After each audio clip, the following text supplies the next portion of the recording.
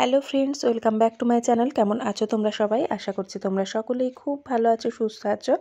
আর আমি নতুন দিনে আবার একটি নতুন ব্লগ শুরু করেছি তোমাদের জন্যে। তো সকালবেলা উঠেই তো ফার্স্ট কাজ ব্রেকফাস্ট বানানো। ছেলে চলে গেছে স্কুলে, একদম সকাল নয়, ছেলেকে স্কুলে পাঠিয়ে দিয়েছি। ও হচ্ছে ছাতু খেয়ে স্কুলে গেছে, কারণ সকালবেলা না ও খেতে চায় না কিছু, তো জোর করে একটু ছাতু খাইয়ে দিয়েছি। আর ও স্কুলটা তো বেশিক্ষণের না, আর মেয়ের আজকে স্কুল খোলেনি, মেয়ের কাল থেকে স্কুল, আজকে ছেলের স্কুল খুলে গেছে। তো আমি এখন বানিয়ে নিচ্ছি আমাদের ব্রেকফাস্ট। তো আজকে আর কিছুই ব্রেকফাস্ট সেরকম বানাইনি, ব্রেড আর বাটার দিয়েই খাওয়া হবে। আর ডিম সেদ্ধ বসিয়ে দিয়েছি, ডিম সেদ্ধ, ব্রেড, বাটার এগুলোই আজকে আমাদের ব্রেকফাস্টে ছিল। তো দুধ এসে গেছে, তোমাদের দাদাভাই বাটি খুঁজে পাচ্ছে না, নিচের থেকে বাটি বের করছে। ও কিছুই জানে না, জানো, ঘরের কোথায় কি থাকে ঘরের মানুষ, কিন্তু আমি যদি বলে না দিই ও কিচ্ছু খুঁজে পায় না। তো আমি দেখিয়ে দিলাম যে ওই নিচটায় আছে, দুধের বাটিটা বের করো। তাই জন্যে দুধের বাটিটা বের করলো, দুধ নেবে। আর বাটারগুলো এখন যেহেতু মানে শীতকাল না, খুব শক্ত হয়ে থাকে, তো আমি আবার তাওয়াটা বসিয়ে বাটারগুলো এইভাবে গলিয়ে দিলাম, নয়তো না গলতেই চাইছিল না। ওদিকে ডিমটা সেদ্ধ হচ্ছে, আর দেখলেই ব্রেড আর বাটার আজকে টিফিনে হবে। আর ডিম সেদ্ধ, দুধটা এইমাত্র দিয়ে গেল, দুধটা জাল বসালাম। আর দেখো সিঙ্কে কত বাসন রয়েছে, সেগুলো এখন সব মানে সাইজ করে রাখবো বাইরে। আমাদের কাছে দিদি আসবে, মেজে দেবে। তো এখন যেহেতু শীতকাল একটু বেলায় আসে, তো সিঙ্কটা তো আমায় খালি করতে হবে, ওই জন্য এখন বাইরে এগুলো সব রাখবো। বাইরে জামা কাপড় কাছে আছে, তো দেখতে থাকো, কাজকর্মগুলো সব কমপ্লিট করে দিই। বিছানাটা আমার তোলা হয়নি, কারণ মেয়ের যেহেতু আজকে ছুটি ছিল, সেই জন্যে মেয়ে একটুখানি দেরিতে উঠেছিল, সেই জন্য আগে টিফিনটা করে নিলাম। ওকে আর ডাকিনি, কারণ কাল থেকে তো আবার অনেক সকালে ওকে উঠতে হবে। বেশ এক সপ্তাহ ক্রিসমাসের ছুটি ভালোই মানে কাটালো, এরপরে আবার সেই স্কুল শুরু। আর ওদের তো ফাইনাল এক্সামও আসছে, সেই জন্য পড়াশুনোরও খুব চাপ রয়েছে। আর আমার ছেলেটাকে নিয়ে যে আমার চিন্তা, ও না বাংলাটা একদম লিখতে চায় না, জানো, কত ওকে বসে লেখায়, বাংলাটাই ও খুব মানে উইক, বাংলা লিখতেই চায় না। তো দেখো আজকে বেডটা চেঞ্জ করে নেব, মানে বেডশিটটা অনেক দিন তোলা হয়নি। নিচেরটা পাতাই থাকবে, নিচের বেড মানে বেডশিট যেটা পেতে রাখি সেটা নোংরাও হয়নি, আর বেশি দিন হয়নি, কিন্তু ওপরেরটা তো নোংরা হয়ে যায়, ওটা চেঞ্জ করে নিলাম। আর সাদা বেড কভারটা পাতলাম। সাদা বেড কভারটা ন্যাচারালি এই বেডরুমেই পাততি, কারণ এখানে তো জাস্ট আমরা মানে শোয়ার জন্যই আসি, কিন্তু এই ঘরে অত বসা টসা হয় না। আর যদি বসার ঘরে এই সাদা বেড কভার পাতি না, দুদিনে একেবারে নোংরা হয়ে যায়, কারণ ওখানে বসে ওই বাচ্চারা খেলাধুলা করে, টিভি দেখে, খাওয়া দাওয়া করে, কিছু ফেলে, ওই জন্যে এই ঘরটায় পাতি। আর দেখতে খুব ভালো লাগে, সাদা বেড কভার দেখতে যতটা ভালো লাগে, মেনটেন করা কিন্তু ততটাই টাফ। তো আমি ওই জন্যে বেশি দিন পেতে রাখি না, মানে অল্প কিছুদিন একটু হালকা নোংরা হতে না হতেই উঠিয়ে নিই, তাহলে বেড কভারগুলো বেশ অনেক দিন ভালো থাকে। তো আজকে কিন্তু সেইভাবে রোদ ওঠেনি, হালকা রোদ। তো জানলাগুলো খুলে দিলাম, জানলা তো খুলতেই হবে, জানলা না খুললে না মানে ঘরে একটা পজিটিভ এনার্জি যেন কাজ করে না। তো বাইরের আলো বাতাস এলে তবেই দেখতে ভালো লাগে। মানে এতটা রোদ সেই রকম মানে উঠছেই না, যে একটা কড়া রোদ হবে, সব একটানা শুকিয়ে যাবে, সেরকম হচ্ছেই না। তো আমি তো যেদিন বিছানার চাদর চেঞ্জ করি, সেই দিনই সব বালিশের কভারগুলোও চেঞ্জ করি।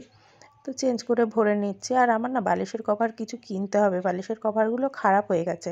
সেটের কভার তো 2টো করে দেয়, আমাদের তো এখন 4-5টা করে বালিশ, তো সেই জন্য এক্সট্রা কিছু কভার কিনবো।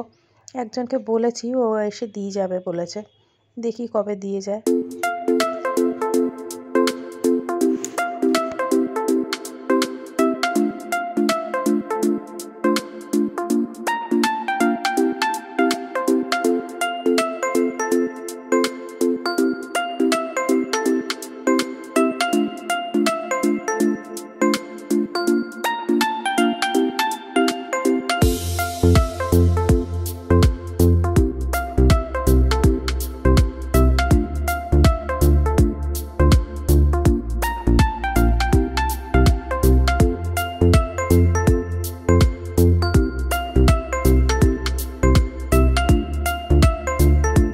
বেড কভারগুলো তুললাম, কাচতেও হবে, সেই জন্য জল ভরতে দিয়ে এসেছি। আমাদের টাইমের কলের জল চলে যাবে, আর দেখতে দেখতেই বেলা যেন চলে যায়, দেখতে দেখতেই 12টা বেজে যাবে, সেই জন্য জলগুলো ভরতে দিয়েছি। আর দেখো গরম জল করে আমি বালিশের কভারগুলো আর বিছানার চাদরটা ভিজিয়ে রেখে গেলাম।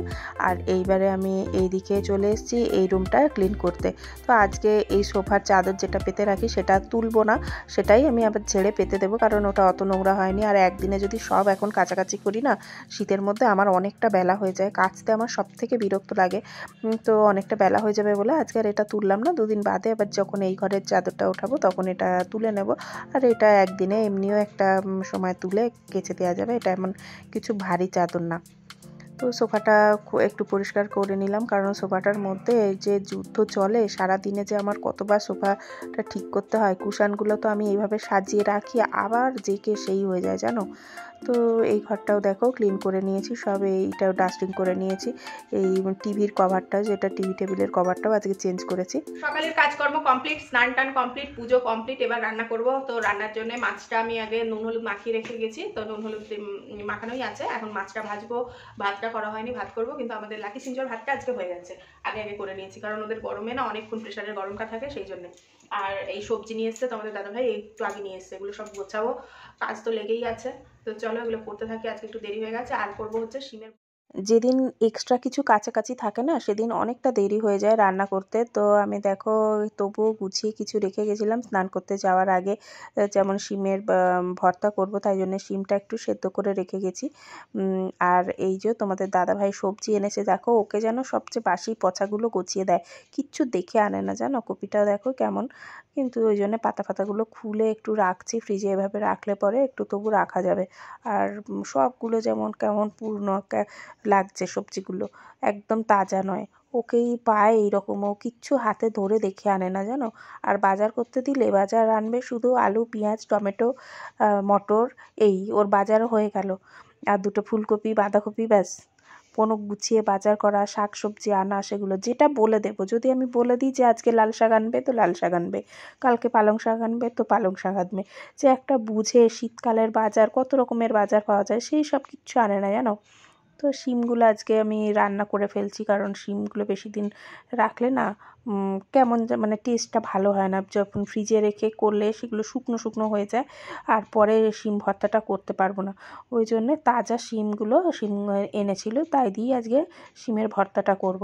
আর ভেবেছিলাম শিমের ভর্তা রেসিপিটা তোমাদের সঙ্গে শেয়ার করব, কিন্তু কথায় কথায় ভিডিও করতেই আমি ভুলে গেলাম। তো একদিন আমি অবশ্যই শিমের ভর্তা রেসিপিটা শেয়ার করব। এই শিমের ভর্তা রেসিপিটা কিন্তু খুবই ইজি, আর খেতেও খুব ভালো হয়। আমি তো আজকে এই শিম ভর্তা দিয়েই ভাত খেয়েছি, মাছের ঝোল নিইনি। আর ভালো লাগে না মাছ ফাছগুলো খেতে, যেন এখন ওই রুই কাতলা একঘেয়ে মাছ। আমার তো একটু অন্যরকম যদি কিছু ছোট মাছ ফাছ হয় ভালো লাগে, কিন্তু এই রুই কাতলা মাছ একঘেয়ে আর ভালো লাগে না। তো আমি এবার মাছে আলু দেব। আলু ছাড়া তো মাছের ঝোল একদমই মানে করা যাবে না আমাদের বাড়িতে, কারণ আমার ছেলে মাছের পিস না দাও তাও চলবে, কিন্তু আলুটা দিতেই হবে।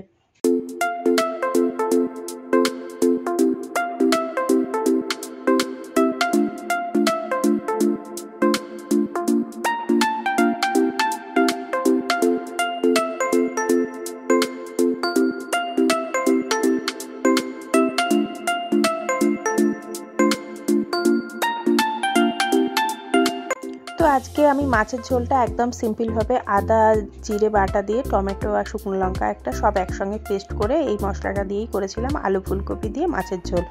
আর করেছিলাম শিমের ভর্তা, ডাল, ব্যাস আজকে এই মেনু ছিল আমাদের। তো ভিডিওটি কেমন লাগলো তুমি কিন্তু অবশ্যই জানিও, ভালো লাগলে একটা লাইক কমেন্ট শেয়ার করো। আর যে সকল বন্ধু আমার চ্যানেল নতুন এসছো, ভিডিও দেখছো অথচ সাবস্ক্রাইব করছো না, তারা সাবস্ক্রাইব করে আমার পাশে থেকে যাও। আমি এরকম নিত্য নতুন রোজই ব্লগ ভিডিও আপলোড করি, তো তোমরা আমার সাথে থেকো, পাশে থেকো, দেখতে থেকো, আমার সঙ্গে থেকো। তো মাছের ঝোল কিন্তু কমপ্লিট। আজকের মেনুটা দেখিয়ে দিচ্ছি একবার, শিম ভর্তা, ডাল, মাছের ঝোল আর ভাত।